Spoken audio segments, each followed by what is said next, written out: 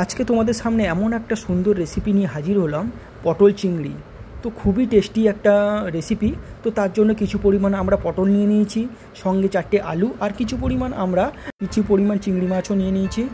তো প্রথমে পটলগুলোকে ভালোভাবে ধুয়ে এটাকে ছাড়িয়ে নিয়েছি এবং মাছ বরাবর কেটে নিয়েছি। আলুগুলোকেও ছোটো ছোটো পিস করে কেটে নিয়েছি।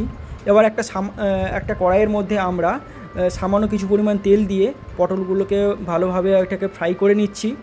এই একই কড়াইয়ের মধ্যেও আমরা আলুটাকেও আমরা ফ্রাই করে নেব। তো ভালোভাবে এটাকেও আমরা লাল লাল করে এটাকেও আমরা ফ্রাই করে নিচ্ছি।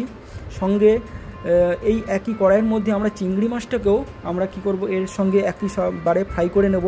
তো দেখুন বন্ধুরা, কি সুন্দর লাল লাল করে আমরা ফ্রাই হয়ে এসছে। চিংড়ি মাছটাকেও আমরা উঠে নিচ্ছি। ঠিক একইভাবে একই কড়াইয়ের মধ্যে আমরা যে মশলাগুলো নেব, তার জন্য কিছু পরিমাণ পেঁয়াজ, লঙ্কা, রসুন আর সামান্য কিছু পরিমাণ আদা, তো এইগুলোকে একটু ফ্রাই করে ভেজে এটাকে আমরা মিক্সিতে গ্রাইন্ড করে নেব। ভাজা মশলাটা দেওয়ার জন্য স্বাদটাও খুবই সুন্দর হবে এবং সঙ্গে একটা টমেটোও আমরা দিয়ে দিয়েছি, এটা গ্রেভিতেও খুব সুন্দর হবে। তো এইটাকে হালকা করে ফ্রাই করে এখন আমরা এটাকে মিক্সিতে গ্রাইন্ড করে নেব। সামান্য একটু পরিমাণ লবণও অ্যাড করলাম।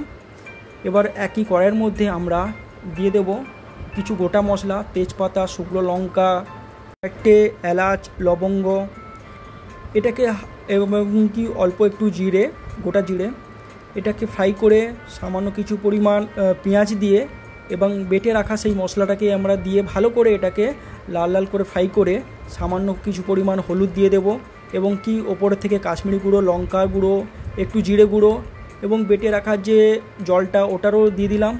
এরপরে আমরা কি পটল আলুটাকে এবার দিয়ে ভালো করে এটাকে আমরা কষিয়ে নেব এবং সামান্য একটু স্বাদ অনুসারে একটু লবণ আমরা অ্যাড করব এখানে। তো ভালোভাবে দেখুন লাল লাল করে একদম কষিয়ে হয়ে গেছে। এরপর আমরা সামান্য একটু জল দিয়ে এটাকে ভালো করে এরপরে আমরাই অ্যাড করব চিংড়ি মাছগুলো। দেখুন কত সুন্দর একটা রেসিপি হয়েছে।